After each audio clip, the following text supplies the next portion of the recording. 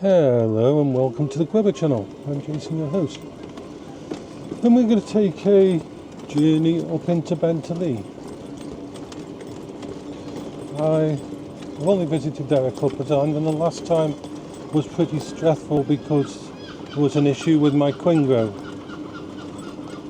But I'd like to go and visit a lot of the places I used to visit. Because I was pretty much born in Bentilee, lived in two different places in Bentilee, Forward Walk and then Cheriton Green, until I was 19. When I went to college, I actually walked all the way from there along all the hidden places to get actually away from people. I knew all the places that were hidden. And it was my childhood, my history. And I love to think about that place. Bentilee was one of the biggest estates in Europe. It actually was custom built, and it housed a lot of the people from lots of different places. When all the other estates in England had overflow or had people that didn't fit in or things like that, they ended up in Bentilee. And to start with, it was an extremely rough place. It was not how can I put it? You had to watch what you were doing there. You really had to watch what you were doing. And so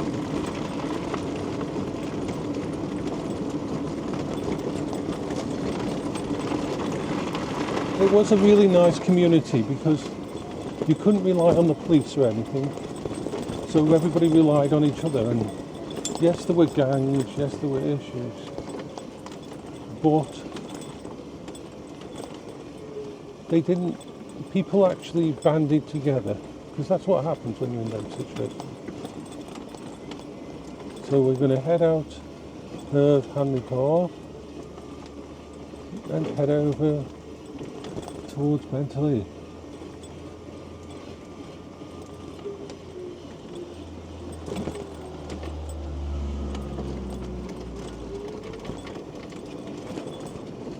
I've got to find a way over here. I think there's a way here, yeah. We've got to go down that.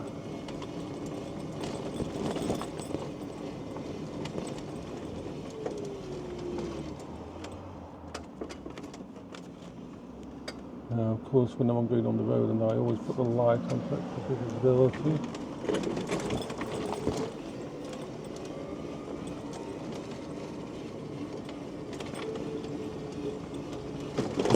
There. So we're going down to Leek Road at the moment. I mean, Leek Road I used to travel on a lot.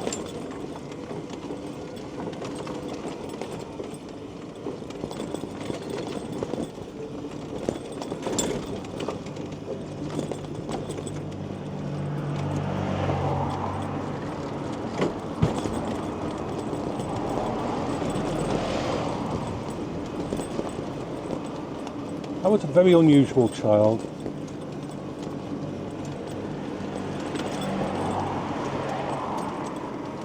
I remember swapping my special edition chopper bike for a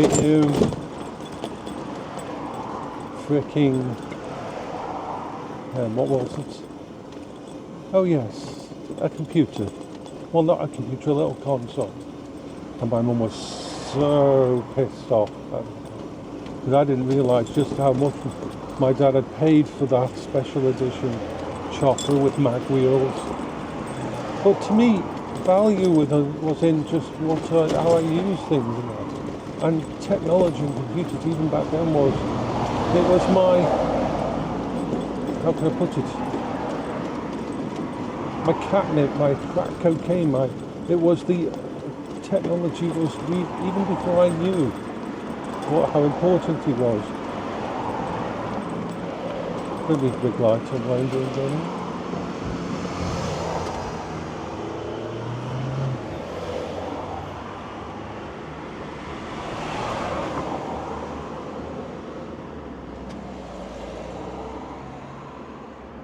I remember going to my friend's house and he had what was it?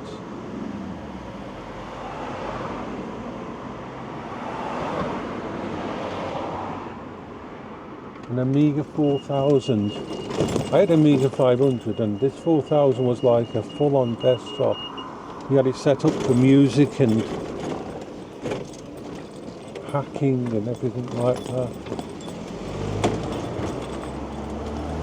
Bentilee was the first place where I went for an actual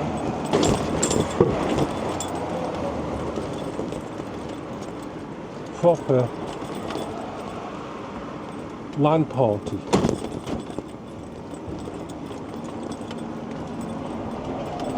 Everything I did revolved around either computers, electronics or bikes, motorbikes. I absolutely adored motorbikes. They were really special and they appealed to me on a technological level, on a mechanical level. My first motorbike I took apart in the backyard all the way down to every single, I put a great big tarpaulin down on the backyard because it had a really big backyard. And I basically stripped the entire vehicle. I had a Haynes manual for it. Those old people will remember the Haynes manuals. And it was a Haynes manual for the motorbike. It was a Honda 55 cc. The one with the plastic fairings, the white plastic fairings. And I learned everything about it, from the carburetor to how the pistons work and everything. I tweaked it. It was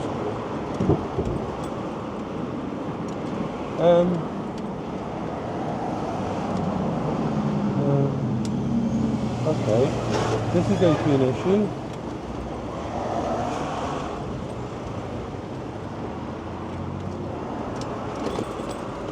I don't know whether this is,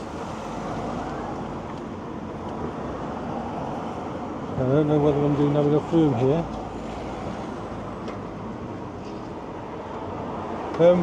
Excuse me.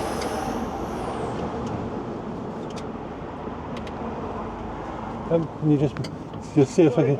I think I can just get past here. Oh, he's arming your way, not the way. Thanks a lot. We should be able to sneak through. Have a good day, pal. Thanks. Yeah, I'm glad they were actually out here. Let's tweak through here. We can make it. The challenges have been on here. And generally, it's amazing how much I can do from sitting on here. Talking to strangers and that, sitting on this safe space. This Quingo is amazing as a safe space. Mobility scooters have just made such a difference to being able to here.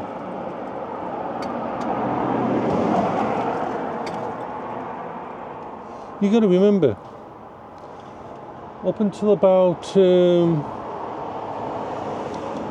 months ago, I didn't believe I'd ever really leave my house, my bedroom. I didn't believe I'd ever go anywhere.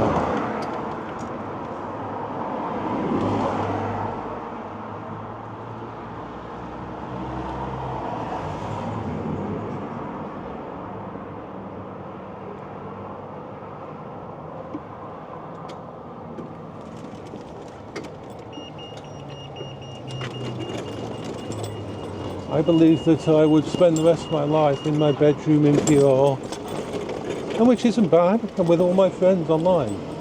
But I never ever believed that I would see Bentilee again, or go to town again, or anything like that. And it's always funny to me that the person who suggested I look for a mobility option for leaving my place that might be able to turn me into a safe space was the person that I was so stressed about doing my hip review.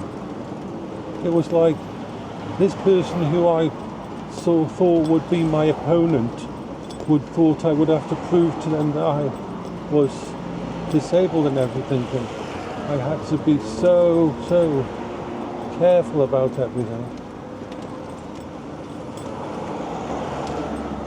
They were the actual people who, after they heard all my problems and everything and saw all the proof and that, they were like totally and completely on my side. It was crazy.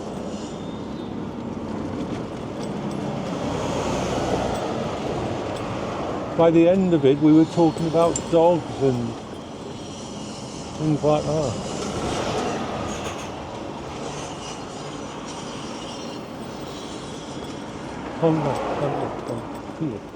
Honda and Fiat cars.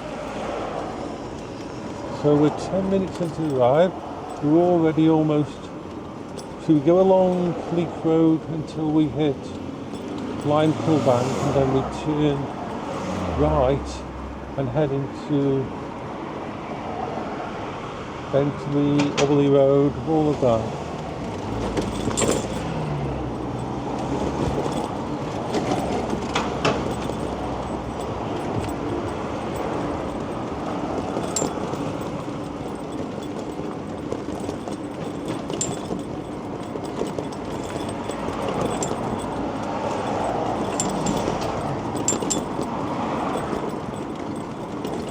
Ooh, that's a nice Land Rover, an old one. I love old Land Rovers. They're fucking amazing, the originals. They have really bad suspension. Sitting in the back is a painful thing. They just have benches, not seats. I know because my dad had one, but that thing could go anywhere. And when you engage, it had like 4, 5 or 6 different fucking gear levers. Big things that come out of the centre of the console, and you stick that into 4-wheel drive and you could go anywhere.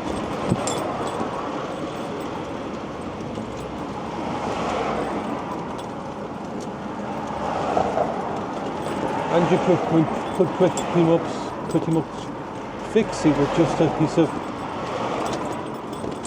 duct tape and a screwdriver and maybe a few wrenches.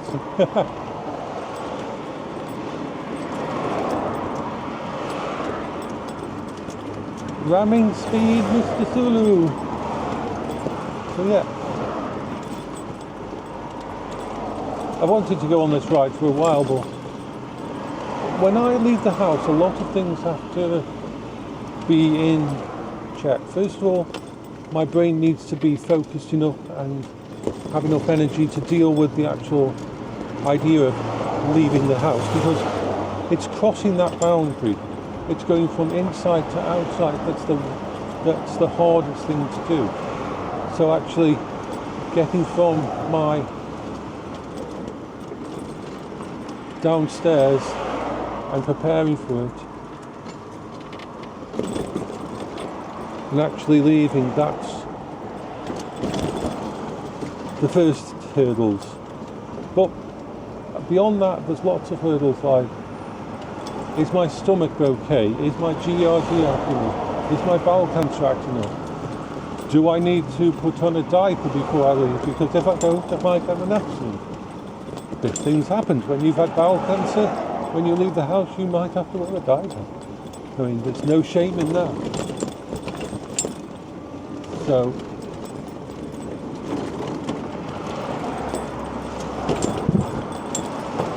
make sure the dogs are okay, make sure I've got everything. Everything's charged and ready. So I can't leave the house if everything isn't charged.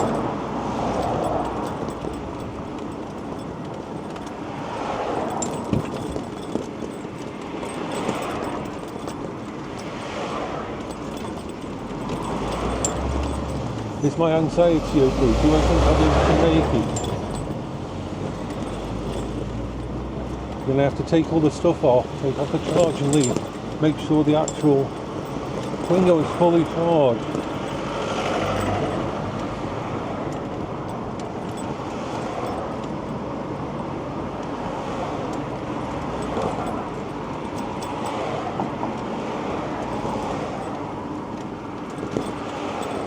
But once I get out, once I get on the thing, it's like, yes, it helps with depression, helps with anxiety,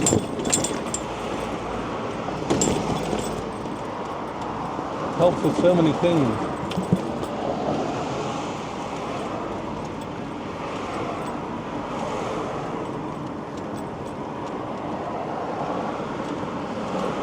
I'm going to just stop this one here now and just start a new one, so bye bye for now.